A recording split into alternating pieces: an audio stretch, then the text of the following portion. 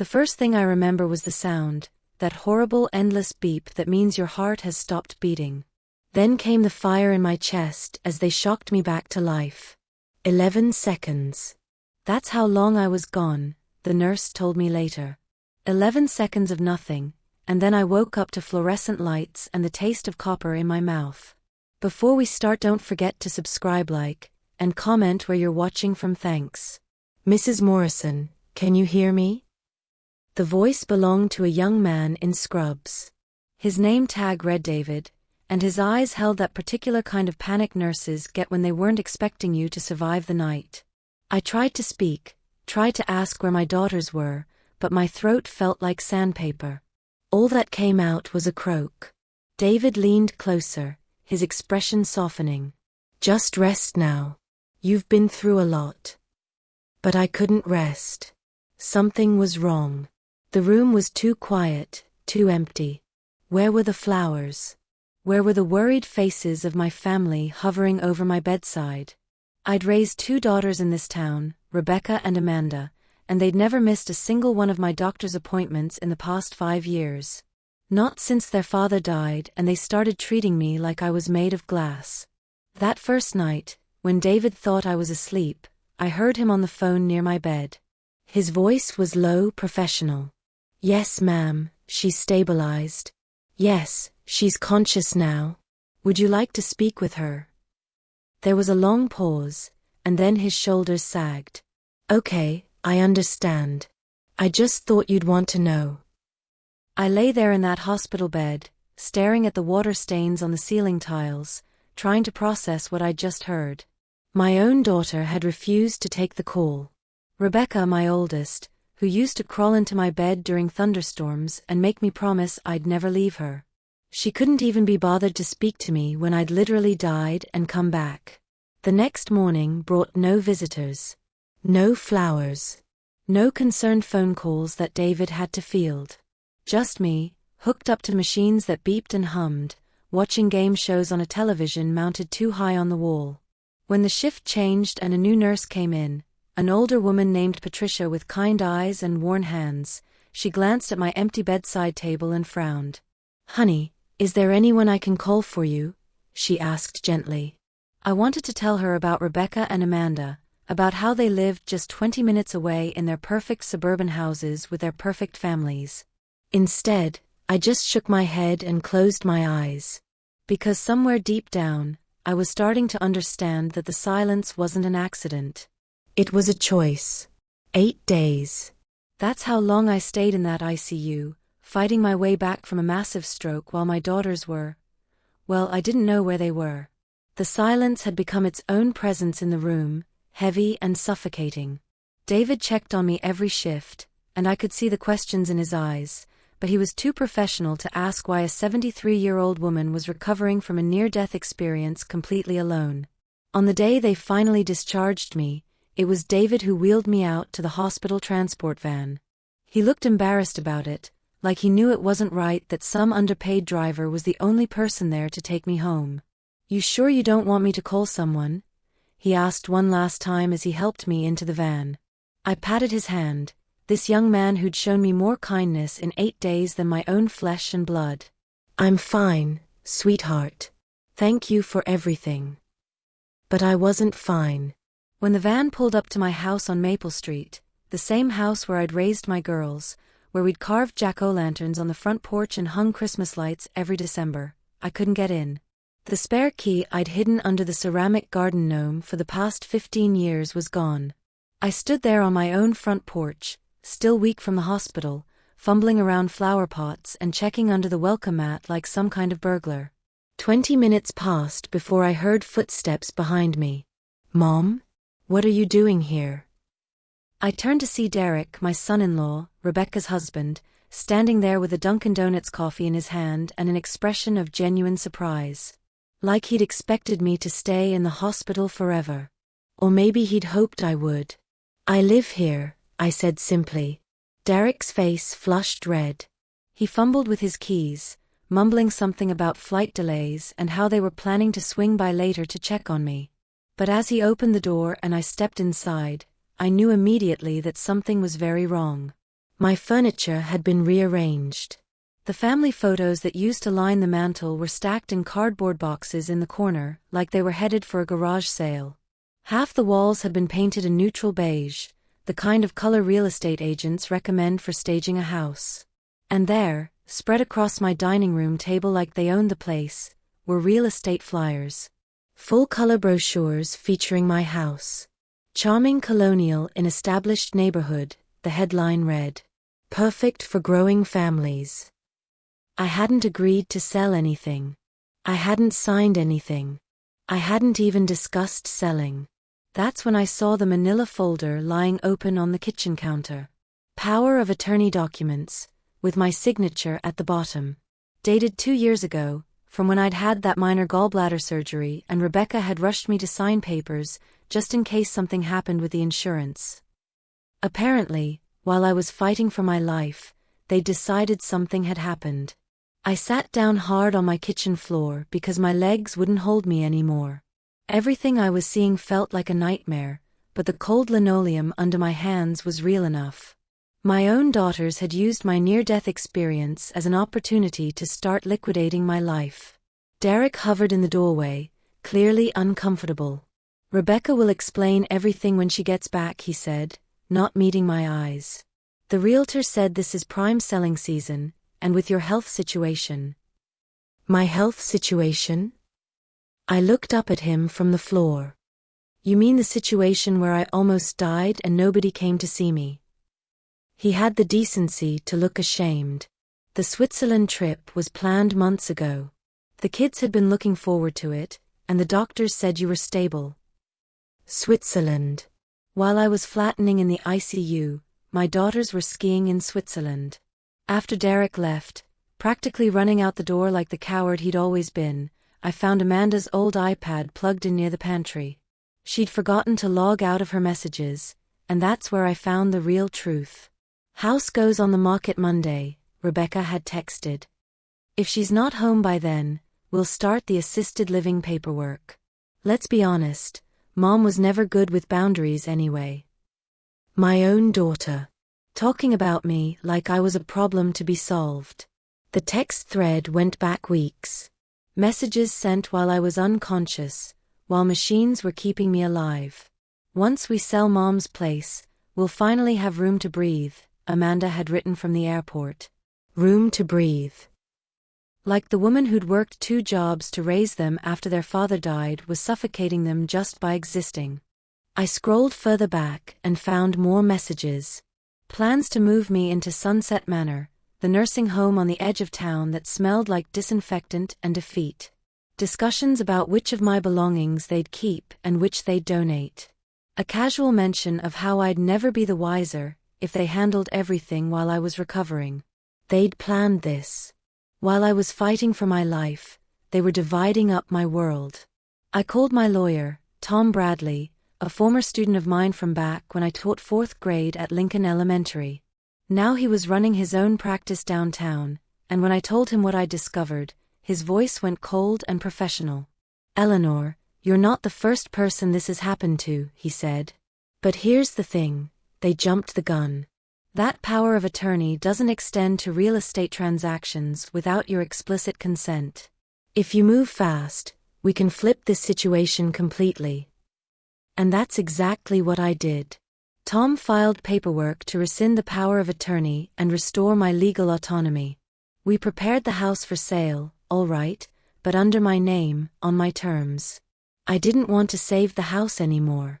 I wanted to empty it before they could. That night, I stood in my living room where we used to put up the Christmas tree every year, looking at the faint impressions in the carpet where my furniture used to be.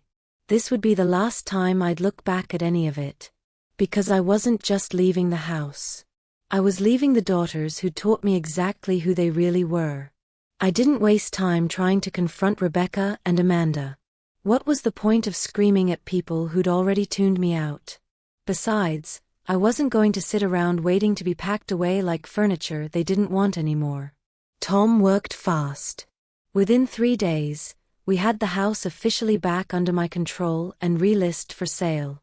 I changed the locks first, then left Derek a message through the Ring doorbell camera to come get his tools before I donated them to Habitat for Humanity. He didn't even argue, just showed up like a thief in the night, grabbed his stuff, and disappeared. I didn't tell anyone where I was going. Not even Tom. The house sold in 11 days to a cash buyer, a young couple from Boston looking for a fresh start in a small town. I walked into First National Bank and closed every account Rebecca and Amanda had access to, then opened new ones at Community Trust across town under a variation of my name, Nora Hartwell, my grandmother's maiden name. I kept what mattered, photos of the girls from when they still knew how to love, my late husband Robert's watch, and a box of crayon drawings they'd made me for Mother's Day when they were small. Everything else got sold, donated, or thrown away. The night before I left, I sat in my empty living room on a folding chair, eating a peanut butter sandwich off a paper plate, and wrote 2 letters. One for each daughter. I didn't fill them with accusations or blame. I just wrote, "You taught me who you really are. Thank you for the lesson." I left the letters on the kitchen counter, unplugged the refrigerator, and took the spare key out from under the garden gnome. By sunrise, I was driving north on Route 95 in my dusty Honda Accord, with no GPS, no destination, and no one in the world keeping track of me. I wasn't running away. I was removing myself. There's a difference. They'd wanted a life without me in it. Now they were going to get exactly what they'd asked for. By the time I crossed into New Hampshire, I'd burned through half a tank of gas, 3 cups of diner coffee, and whatever grief I had left for the daughters I used to know. When I pulled into a small town called Cedar Falls, population barely worth counting, I saw a hand-painted sign that read Cedar Falls Library, friendliest place in New Hampshire. That was enough for me. I checked into a rundown motel, paid cash for a week up front, and introduced myself to the desk clerk as Nora Hartwell, retired teacher from Virginia, widowed, childless, looking for a fresh start. The scary part was how easy it was to slip into this new identity, how no one questioned anything because in small towns, people assume you're running from something and respect you for having the courage to do it. Within a week, I'd found a small apartment above Johnson's hardware store. Fully furnished, $650 a month, no lease required if I paid in cash. I bought groceries at Murphy's Corner Market, got a library card under my new name, and started volunteering there twice a week. By the end of the first month, I was just the quiet lady with the southern accent who always remembered to ask how your grandkids were doing. Cedar Falls turned out to be exactly what I needed, a place where nobody knew Eleanor Morrison or cared about the drama I'd left behind. I became Nora Hartwell so completely that sometimes I'd catch myself in the mirror and be surprised by the peace in my own eyes. At the library, I met Grace, a 28-year-old single mother working 2 jobs to support her 6-year-old son Tyler. The boy took to me immediately, probably because I was the only adult in his world who wasn't constantly stressed about money or time. Tyler started calling me Grandma Nora after our second week of reading together, and I didn't correct him. I helped Grace with babysitting when she worked late shifts at the diner. I told her I used to be a teacher, which was true, and helped Tyler with his reading homework. Slowly, the days got easier. I kept a small notebook where I wrote down every detail of my new identity, just in case I needed to remember who I was supposed to be. No children, no Virginia, no Rebecca, no Amanda. Just Nora and her quiet little apartment above Morrison Hardware. But at night, alone with just the sound of the radiator clanking, I'd sometimes wake up in a cold sweat, not from fear, but from the terrible possibility that someone might knock on my door and call me by my real name. I wasn't grieving anymore. I was hiding. And even though no one had come looking yet, I knew eventually someone would. Back in Massachusetts, the moment my daughters stepped off their plane from Switzerland and pulled into the driveway expecting to execute their transition plan, everything unraveled at once. Rebecca called my cell phone first. When it went straight to voicemail, I'd thrown the phone in a dumpster outside Hartford. She sent a text, "Hey Mom, we're back. Can we come by tomorrow to go over the arrangements?" When they found the locks changed, the for sale sign gone, and the mailbox stuffed with final notices and bank closure confirmations, the panic set in fast. Amanda tried calling Tom Bradley, who politely informed her he was no longer authorized to discuss my affairs. When she showed up at his office, he wouldn't even let her past the reception desk. Derek went around to the back windows, trying to peer inside, but the house was completely empty. Not a stick of furniture, not a family photo, not even a nail left in the walls. That same night, they filed a missing persons report. But Detective Morrison wasn't buying their urgency, especially after Derek let slip that they'd been vacationing in Switzerland while I was in the ICU, and admitted they hadn't visited me once during my 8-day hospital stay. Within 48 hours, the story leaked. First through Mrs. Patterson, my neighbor who'd always thought Rebecca was too full of herself. Then through the local Facebook groups, where someone posted, "Anyone know what happened to Eleanor Morrison? Her family was trying to sell her house while she was in the hospital." The comments exploded.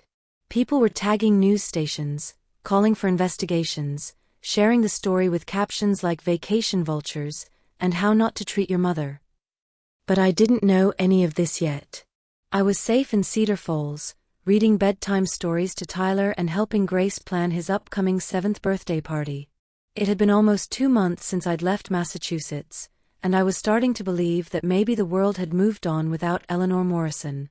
The news cycle had quieted, my name wasn't trending anymore, and I'd slipped into a comfortable rhythm in Cedar Falls that didn't involve constantly looking over my shoulder. Most mornings I spent at the library, afternoons helping Grace by watching Tyler, who'd completely adopted me as his honorary grandmother. When his 7th birthday came around, I helped plan the party at the community center. Nothing fancy, just streamers, pizza from Tony's, and a folding table covered with mismatched paper plates. But it was perfect. Tyler asked me to sit next to him while he opened presents, and when someone handed me a party hat, I put it on without thinking twice. One of the other mothers, a young woman who seemed to document everything on social media, started filming Tyler's gift opening session. Just a harmless 30-second clip for Instagram, nothing special. Except I was in the background the entire time.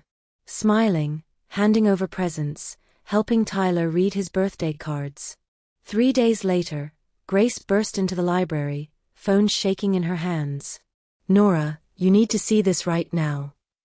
The video had been picked up by a mommy blogger, then reposted on TikTok by an account that specialized in internet mysteries.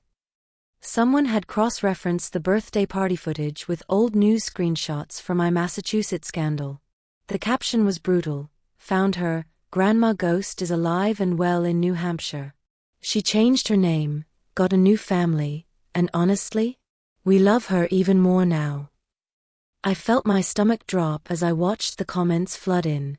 Some people were calling me a legend, others were saying I'd abandoned my real family. My face was suddenly everywhere again, and worse, my location was now public knowledge. I sat down hard behind the library returns desk, heart pounding like it had in that hospital bed months ago. Grace knelt beside me. "What's going on, Nora?" I looked her in the eye and told the truth for the first time since I'd arrived. "My name isn't Nora. It's Eleanor. Eleanor Morrison. And I didn't run away from a family, I escaped from one." Grace didn't ask questions, didn't judge. She just nodded and said, "Okay. So what do we do now?" That's when I knew I'd have to stop hiding soon. Not because I wanted to, but because once again, someone was coming for me. I didn't sleep that night. By morning, the video had over 1 million views, and people were creating conspiracy theories about whether I'd faked my stroke for revenge. Funny how the world can flip you from victim to villain the moment you take your power back. I turned off my phone, cleared my browser history, and packed everything I owned into 2 duffel bags, just in case I had to disappear again. But before I could figure out where to go next, I saw the silver Honda with Massachusetts plates cruising slowly past the library parking lot. I knew it was Amanda before I even saw her face. Something about the way she parked, too carefully, like she was still trying to earn gold stars from a teacher who'd stopped grading her papers a long time ago. Amanda stepped out of her car wearing jeans and a cardigan, like we were meeting for coffee instead of after months of public humiliation and a very deliberate disappearance. She stood by the library entrance holding a paper coffee cup, looking like she hadn't slept properly in weeks. I watched her from behind the biography section for a full 5 minutes before stepping outside. When I did, she didn't speak at first, just stared at me like she was trying to confirm I was real and not some ghost she'd conjured up. "Mom," she finally said, her voice cracking on the word. "Please don't walk away." I felt that old familiar urge to comfort her rise up like a reflex I hadn't quite killed yet. But I didn't move. She stepped closer. "You're not dead. You're not gone. You can come home." I looked her straight in the eye and said, "I already had my funeral. You just weren't invited." She flinched like I'd slapped her, and for a moment I thought she might lash out, blame Derek or Rebecca, or the timing or the doctors, or whatever convenient excuse she'd rehearsed during the drive up. But she didn't. She just stood there clutching that coffee cup like it might keep her upright. "We didn't know," she whispered. We thought we were helping." I laughed. Not a nice laugh, the kind that says you don't get to rewrite history just because it makes you uncomfortable. "You left me alone in a hospital to die," I said.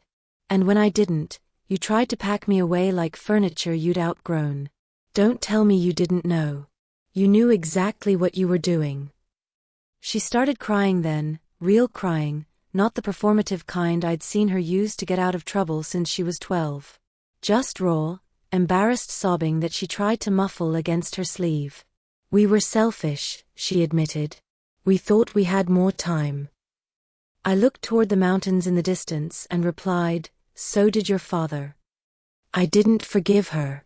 Not out loud, not internally. But I didn't scream either. I just told her the truth. "You and Rebecca are grown women. You made a choice. You don't get to spin that now just because people saw what it looked like." She asked if she could visit again. I said no. She asked if she could send letters. I told her she could send them to Grace's P.O. box, but I wouldn't promise to read them. When we stood up to leave, she reached for a hug, and I stepped back. Not harsh, just firm. "That part of me," I said, "you already buried. This time I got to choose the funeral." The next morning, I sat at my little kitchen table with a fresh sheet of paper and wrote one final letter, not to Amanda, not to Rebecca, not even to Robert's memory, but to myself. "You did it," I wrote at the top. "Simple and true. You survived." I listed everything I'd left behind: a house that had turned cold, a name that had been forgotten, and daughters who thought DNA guaranteed loyalty. Then I listed what I'd found: quiet mornings, honest conversations, a child's laughter that came without conditions, and a woman named Grace who valued what I brought to her world, not what I'd once sacrificed for mine. I folded the letter, sealed it, and wrote Nora Hartwell, keep forever on the front. It went into a shoebox under my bed with Tyler's drawings and the one photo I'd kept of my daughters, taken long before they learned the word inheritance. That afternoon, I helped Grace plant flowers in the boxes outside her apartment. When Tyler ran up with a smooth stone from the creek, yelling, "Grandma Nora, look what I found," I didn't flinch at the name. I just smiled and said, "Beautiful. Let's see what we can build with it." We spent an hour by the water, stacking stones and laughing, not because everything was healed, but because I finally understood something important. I didn't need to heal from my old life to feel whole in my new one. I don't check the news anymore. I don't wonder if another letter will come. The story they tell about Eleanor Morrison isn't mine to control anymore. It belongs to them now, to spin however they need to sleep at night.